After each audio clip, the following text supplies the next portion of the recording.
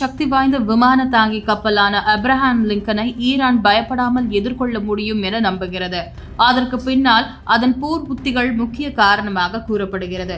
அமெரிக்க கடற்படையை நேரடியாக சமமாக எதிர்கொள்ள முடியாது என்பதை உணர்ந்துள்ள ஈரான் ஹார்முஸ் நீர்முனை போன்ற புவியியல் சூழலை பயன்படுத்தி சிறிய அதிவேக படகுகள், ட்ரோன்கள், சிறிய நீர்மூழ்கி கப்பல் மற்றும் கேரியர் கில்லர் என அழைக்கப்படும் ஏவுகணைகள் மூலம் விலை உயர்ந்த அமெரிக்க கப்பல்களுக்கு பெரும் ஆபத்தை உருவாக்க முடியும் என கருதுகிறது.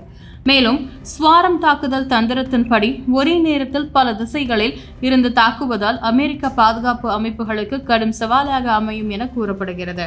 மேலும் ஒரு சூப்பர் கேரியரை இழப்பது அமெரிக்காவுக்கு $10,000 கோடி இழப்பாக இருக்கும் நிலையில் ஈரானின் ஆயுதங்கள் குறைந்த செலவில் அதிக சேதம் விளைவிக்கக்கூடியவை என்று கூறப்படுகிறது.